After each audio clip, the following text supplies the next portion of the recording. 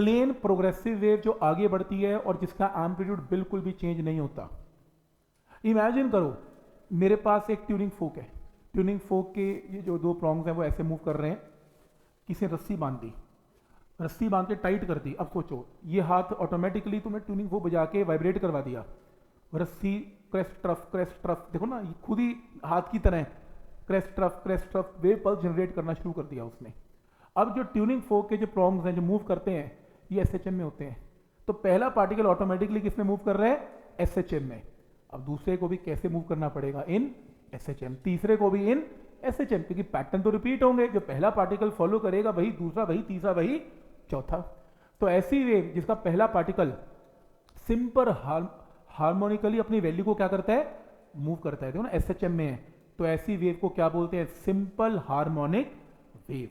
और हम इसको स्टडी करेंगे, हम जो स्टडी करते हैं उसके अंदर पार्टिकल किस में मूव करते हैं, इन एसएचएम मूव करते हैं। क्या ये पॉइंट यहां तक समझ में आ रहा है?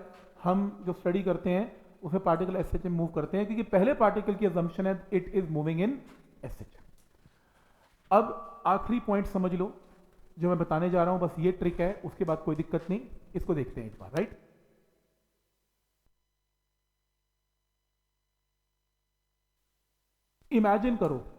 इमेजिन करो ये ओरिजिन है, ध्यान से देखना, इधर ये ओरिजिन है, इस ओरिजिन को मैंने हाथ में पकड़ा हुआ है और ये पार्टिकल ऊपर नीचे मैं मूव करवा रहा हूं। वेव पल्सेस जनरेट होती जा रही हैं और मैंने ये बता दिया आपको कि पहला पार्टिकल एसएचएम में, और पहला पार्टिकल कहां से स्टार्ट हो रहा है, from its mean position, extreme mean. क्योंकि वो मीन से स्टार्ट हो रहा है, तो मैंने एक स्टूडेंट से पूछा तो बता इस पार्टिकल की मैथमेटिकल y की इक्वेशन क्या बनेगी, तो वो स्टूडेंट क्या कहता है कि पहला particle x is equal to 0 का पार्टिकल है, तो इसकी ऊपर और नीचे जाने की इक्वेशन जो बनेगी वो बनेगी a sin ओमेगा t। मैंने कहा कैसे, कहते मैं एसएचएम पढ़ के आया हूं और मुझे बताया गया कि जब भी कोई पार्टिकल मीन पोजीशन से स्टार्ट होता है तो उसकी equation a is equal to a sin omega t, बात खत्म। हाँ मैंने कहा सही है, सही बात है। तो पहले पार्टिकल की y का फॉर्मूला तो ऑटोमेटिकली आप लोगों को आता है, पर क्वेश्चन पहले पार्टिकल का है ही नहीं, क्वेश्चन है उस पार्टिकल का या इस पार्टिकल की y की इक्वेशन क्या होगी। तो वो कहते हैं ऐसा करो, रिपीट कर दो ना, जो पहला पैटर्न है वही रिपीट कर दो। ऐसे कैसे रिपीट कर दो, क्योंकि अगर मैं रिपीट करता हूं तो पहला पार्टिकल अगर 1 सेंटीमीटर ऊपर है तो उस इंस्टेंट पर दूसरा पार्टिकल भी 1 सेंटीमीटर ऊपर होगा और तीसरा भी 1 ऊपर होगा। ऐसा थोड़ी ना होता है, पार्टिकल कोई ऊपर होता है और कोई नीचे। वेव पल्सेस के अंदर तो ऊपर नीचे चल रहा है, हर इंस्टेंट पर y की वैल्यू क्या होती जा रही है, चेंज। अब ध्यान से देखना क्या होने जा रहा है, ये पहला पार्टिकल है। इमेजिन करो मैं इस पार्टिकल की वैल्यू निकालना चाहता हूं y की, ये पार्टिकल कितनी दूरी पे है, x दूरी पे है। और ध्यान से देखना ये ट्विस्ट है इसमें, ठीक, x दूरी पे है। ये वेव पल्स यहां से यहां आने में कितना समय लगाएगी, x5v। डन। तो इसका मतलब जो पहला पार्टिकल अपना प्रोसेस रिपीट कर लेगा, दूसरा उसके बाद रिपीट करेगा, थोड़ी लेट रिपीट करेगा, तीसरा और लेट करेगा, चौथा और लेट करेगा, और वो जो पार्टिकल जिसकी मैं बात कर रहा हूं वो और लेट करेगा। कितनी लेट करेगा, x5। जब तक वेव पल्स उस तक पहुंचेगी नहीं उसका तो प्रोसेस ही स्टार्ट नहीं होगा। मानते हो ये चीज? तो टाइम में अंतर है, मोशन चाहे एक जैसी है, पर कोई पार्टिकल पहले कर रहा है, थोड़ा लेट कर रहा है, थोड़ा लेट कर रहा है, थोड़ा लेट कर रहा है और काफी लेट कर रहा है, राइट। तो अगर मैं इसकी y की इक्वेशन बोलूं तो वो y की equation y is equal to a sin omega t तो होगी नहीं, क्योंकि तो फर्स्ट पार्टिकल की है, ये नहीं होगी। उसकी जगह होगी a sin omega into t minus x/v। क्यों? वो पार्टिकल जिसकी मैं बात कर रहा हूं वो पार्टिकल पहले पार्टिकल से लेट चल रहा है, क्योंकि पहले पार्टिकल का टाइमर पहले स्टार्ट हो गया, उसकी घड़ी स्टार्ट होगी, और उस पार्टिकल की घड़ी तो तब स्टार्ट होगी जब वेव पल्स उसके अंदर से क्रॉस करेगी, तब तक तो घड़ी स्टार्ट नहीं हुई। तो अगर पहले पार्टिकल की घड़ी में 10 सेकंड हुए हैं और वेव पल्स वहां से वहां पहुंचने में 8 सेकंड लेता है, तो ऑब्वियसली उसका टाइम अब 2 सेकंड पे स्टार्ट होगा। मतलब कि ये जो time of travelling of wave है तब तक उस टाइम को उसको एडजस्ट करके माइनस करना पड़ेगा। ये पॉइंट समझ में आ रहा है यहां तक? अगर एक पहला पार्टिकल 10 सेकंड कर चुका और वेव पल्स पहुंचने में भी 10 सेकंड लगा रही है, तो समझो 10 सेकंड बाद क्योंकि उसकी गाड़ी तो 10 सेकंड बाद स्टार्ट होनी है at time t equal to 0, तो वो लेट स्टार्ट होगा। इसलिए मैंने जो टाइम की इक्वेशन है देख रहे हो, ओमेगा टी की जगह क्या रिप्लेस कर दिया, omega t minus x by v. Point समझ में आ रहा है।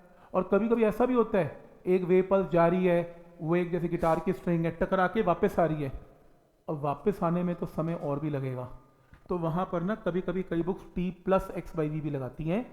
तो ये ना मतलब आपने याद नहीं करना कि माइनस है कि प्लस है, क्योंकि ये आपको क्वेश्चन में पूछने वाला खुद ही बता देता है ये माइनस है या प्लस है। आपको नहीं सोचना होता, आपसे इस लेवल पे क्वेश्चन कोई पूछेगा नहीं।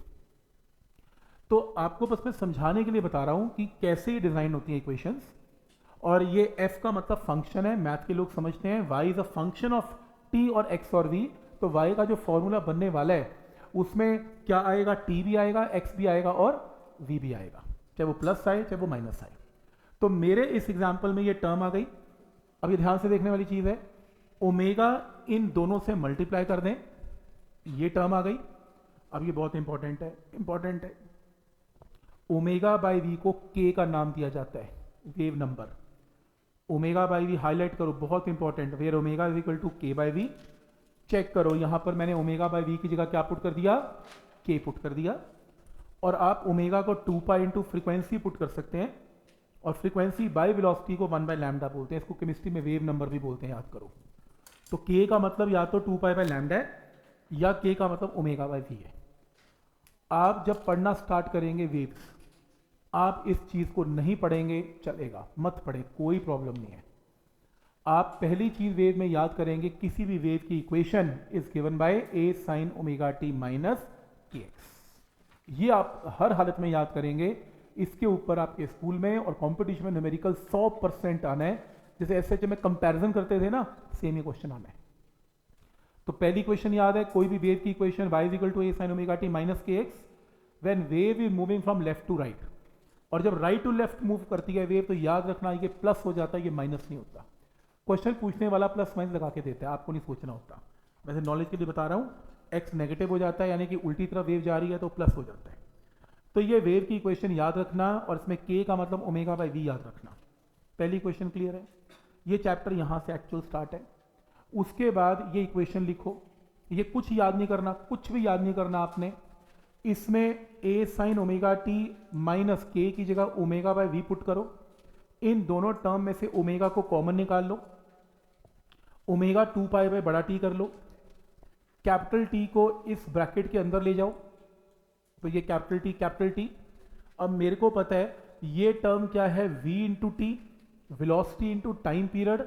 टाइम पीरियड क्या होता है, 1 बाय फ्रीक्वेंसी, ध्यान आगे, 1 बाय फ्रीक्वेंसी। v क्या होता है, फ्रीक्वेंसी इंटू लैम्डा, तो v बाय फ्रीक्वेंसी क्या होती है, लैम्डा। तो यानी कि v इंटू टी का मतलब ही क्या है, लैम्डा। तो इसकी जगह क्या रिप्लेस कर दिया, लैम्डा। क्यों, मैंने बताया, फिर से देख लो। v इंटू कैपिटल टी को लिख सकते हैं 1 अपॉन फ्रीक्वेंसी, और 1 velocity by frequency is lambda, v is equal to nu lambda. तो यहां से लैम्डा लिख लिया। अब एक काम करें, यहां से लैम्डा को कॉमन निकालने बाहर ले जाएं, इधर लैम्डा प्रेजेंट नहीं है तो लैम्डा से मल्टीप्लाई कर दें, और lambda by time period, 1 by time period frequency होती है, फ्रीक्वेंसी इंटू लैम्डा वेलोसिटी होती है। ये आपसे कोई पूछेगा नहीं, वैसे बता रहा हूं, ये इक्वेशन कई किताबें यूज करती हैं। वेव का जब न्यूमेरिकल आएगा, या तो आप ये इक्वेशन याद करें या आप ये इक्वेशन याद करें, बात दोनों में एग्जैक्टली सेम है, मॉडिफाइड इक्वेशन है। क्लियर है यहां तक।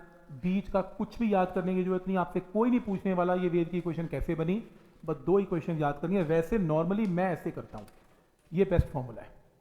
क्लियर है यहां तक। और कोई स्टूडेंट कहता है कि सर जब आप वेव की इक्वेशन बनाते हैं तो आपका पार्टिकल पहला मीन से स्टार्ट होता है, मैंने कहा हाँ। वो कहता अगर मीन से ना स्टार्ट हुआ तो, मैंने कहा एसएचएम याद कर, इनिशियल फेज फाई लगा लियो। अब जिन वेव की इक्वेशन में फाई या अल्फा लगा होता है, मतलब वो मीन पोजीशन से स्टार्ट नहीं हुई होती। अच्छी बात यह है, आपको वेव की इक्वेशंस बनाने को नहीं आती, वेव की इक्वेशन कंपेयर करके आंसर निकालने को आता है। तो ये chapter designing of wave equation नहीं है, ये एप्लीकेशन ऑफ वेव इक्वेशन को यूज कैसे करना है, जो अगला लेक्चर होगा हमारा। ठीक है यहाँ तक?